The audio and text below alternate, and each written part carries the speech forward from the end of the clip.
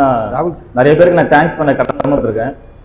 First thanks வந்து என்னுடைய team தான். அவங்களுக்காக கொஞ்சம் ஹெவியாக கிளாப் பண்ணிக்கலாம்.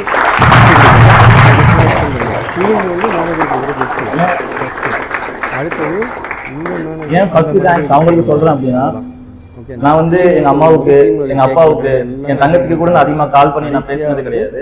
நான் அதிகமா இவங்க கூட தான் அதிகமா நான் டைம் ஸ்பெண்ட் பண்ணியிருக்கேன். அதனாலதான் அவங்க தான் இந்த பொசிஷனை என்ன ஃபர்ஸ்ட் உட்கார வச்சிருந்தாங்க, நிக்க வச்சிருக்காங்க. அப்ப அவங்கள மாதிரி யாருங்க கிடையாது இல்லையா? இந்த சக்சஸ் ஆனதுக்கு என் பேரண்ட்ஸ் யாரும் காரணம் கிடையாது. முழுக்க முழுக்க காரணம் என்னோட டீம் மட்டும்தான். அவங்கள ஒன் சைடு ரிட்டர்ன் கிளாப் பண்ணிக்கலாம். ஹெவியா பண்ணு.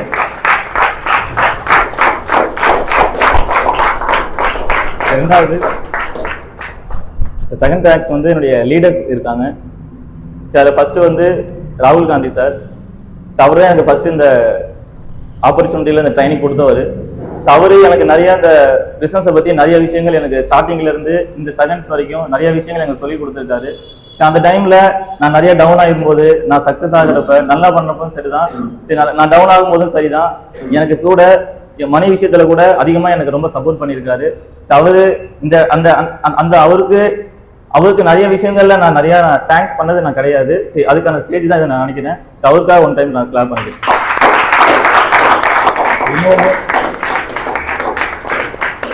இன்னொரு லீடர் சிவா சார்.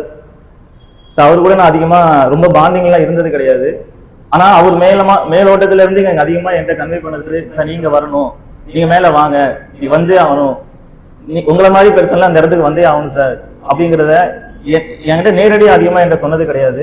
ஆனா மறைமுகமா என்கிட்ட நிறைய விஷயங்கள் சொல்லியிருக்காரு, நான் பார்த்துருக்கேன். சரி, நான் லைஃப்ல சக்சஸ் ஆகணுங்கிறதுல எப்படி ராகுல் காந்தி சார் ரொம்ப ஆர்வமா இருந்தாங்களோ அதே அளவுக்கு என்னுடைய சிவா சார் ரொம்ப எனக்கு கூட இருந்து, நான் அதிகமா ராகுல் காந்தி சார் கூட அதிகமா நான் கூட டைம் ஸ்பெண்ட் பண்ணது அதிக நேரம் கிடையாது, அதிக நாட்கள் கிடையாது. அதிகமா சிவா சார் கூட தான் கும்பகோணத்திலயும் இருந்தேன், மயிலாடுதுறையில இருந்தேன், அண்ட் தென் காரைக்காலையும் இருந்தேன். சார் கூட பேசும்போது ஒரு விஷயம் அழுத்தி சொன்னாரு, நம்பி டிராவல் பண்ணி வாங்க சார் காரைக்காலுக்கு அப்படின்னு சொன்னாரு. நம்பி வந்தேன், இன்னைக்கு மேனேஜராகவும் ப்ரொமோட் ஆயிட்டேன் சார். Thank you sir.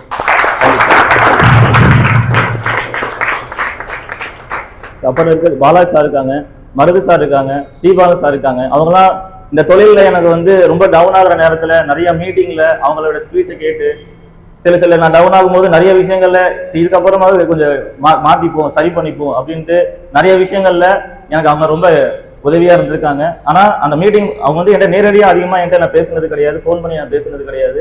ஆனா அவங்களுடைய மீட்டிங் தான் நான் பார்த்து இந்த பிசினஸ்ல ஓரளவுக்கு என்ன நான் கொஞ்சம் மாத்திக்கிட்டு இருக்கேன். அதிகமா பாலா சார் கூட அடிக்கடி சொல்லிட்டே இருப்பாரு.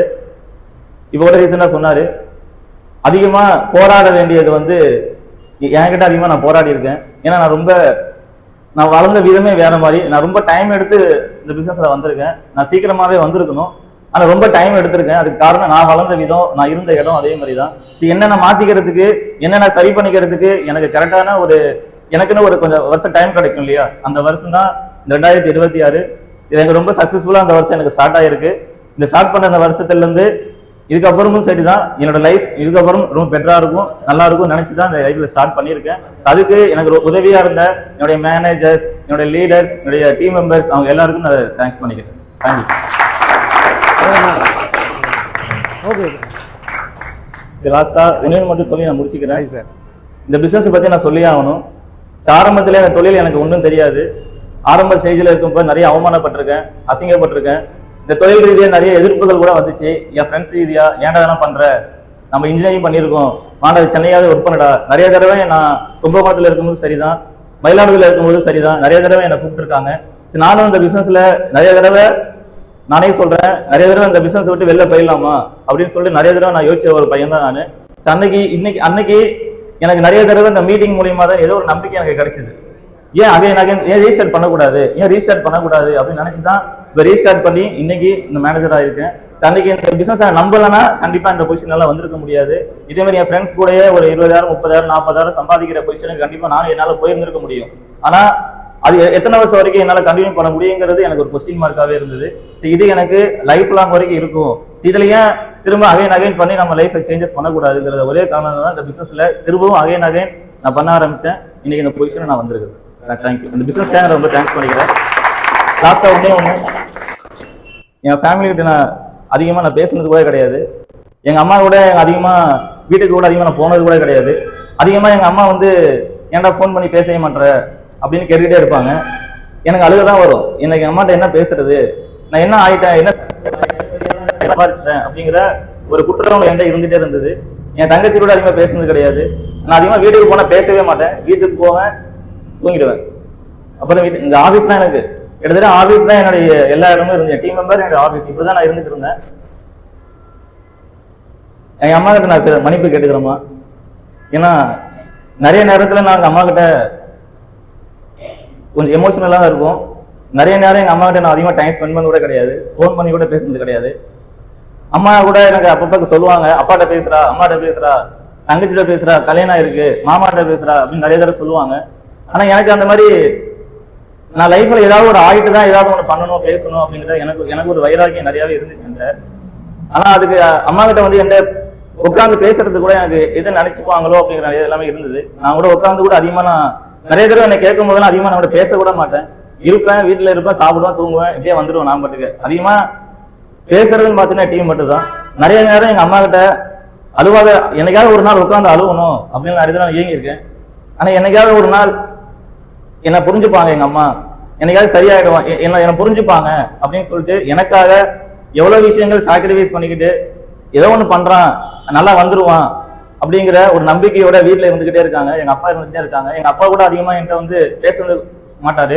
எங்கள் அம்மா கிட்ட தான் என்ன பண்ணுறான், என்ன பண்ணிட்டு இருக்கான். இப்போ கூட எங்கள் அப்பாவுக்கு நான் இங்கே என்ன ஆகுறேன்னு கூட எங்கள் அப்பாவுக்கு தெரியாது. நான் என்ன வேலை பார்க்குறதுங்க எங்கள் மாமாவுக்கும் எங்கள் தங்கச்சிக்கு எங்கள் அம்மாவுக்கு கூட தெரியாது. ஏன் எங்கள் ஃப்ரெண்ட்ஸுக்கு கூட, எங்கள் ஊரில் இருக்கிற ஃப்ரெண்ட்ஸுக்கு கூட எனக்கு தெரியாது. அந்த அளவுக்கு நான் வருவேன் போவேன், எப்போ வருவேன்னு போவேன்னு கூட தெரியாம தான் இருந்துட்டு இருந்தேன். நீங்கள் எல்லாருமே லைஃப்ல சக்ஸஸ்ஃபுல் ஆகணுங்கிறதுக்காக ஏதோ ஒரு துறையை சூஸ் பண்ணி எங்கேயோ போயிட்டு இருக்கோம். அந்த துறையை சூஸ் பண்ணி இந்த துறையில வந்து நல்லா சக்ஸஸ்ஃபுல் ஆகணுங்கிற ஒரு காரணத்துல தான் எவ்வளோ விஷயங்களை என் ஃபேமிலி கிட்ட இருந்து எவ்வளோ நான் பேசாம நான் இருந்தேன். அது பேச வேண்டிய ஒரு நாள் எனக்கு கிடைக்கும். அப்ப நான் அம்மா கிட்ட உட்காந்து என்னை புரிஞ்சுப்பாங்க. பார்த்து என்ன பேசி புரியறதை விட பார்த்து புரிஞ்சுக்கிறதா ரொம்ப பெட்டரா இருக்கும். சரி பாக்குறாங்க, இவ்வளவு விஷயங்கள் பார்த்துட்டு இருக்கு, இதை நீ வரைக்கும் டைம் ஸ்பெண்ட் பண்ணி பார்த்துட்டு இருக்காங்க, சரி புரிஞ்சுப்பாங்கன்னு நினைக்கிறேன். இதுக்கப்புறமா எனக்கு ஃப்ரீயா ஸ்பேஸ் கொடுப்பாங்க. இதுக்கப்புறமா இதுக்கப்புறம் எங்க அம்மாட்ட ஒரே ஒரு ப்ராமிஸ் மட்டும் பண்ணிக்கிறேன். இதுக்கப்புறம் உன் பையன் இதுக்கப்புறம் முன்னாடி இருந்த மாதிரி இதுக்கப்புறம் இருக்கவே மாட்டான். வீட்டுக்கோ இல்ல குடும்பத்துக்கோ என்னென்ன விஷயம் பண்ணணும்னு நினைக்கிறானோ எல்லாமே என்னோட இடத்துல தான் உங்களுக்கு வந்திருக்குமே தவிர எல்லாத்தையும் சேஞ்சஸ் கண்டிப்பா நான் கொண்டு வருவேன் அப்படிங்கிறத நான் அம்மாட்ட நான் ப்ராமிஸ் பண்ணிக்கிறேன். தேங்க்யூ.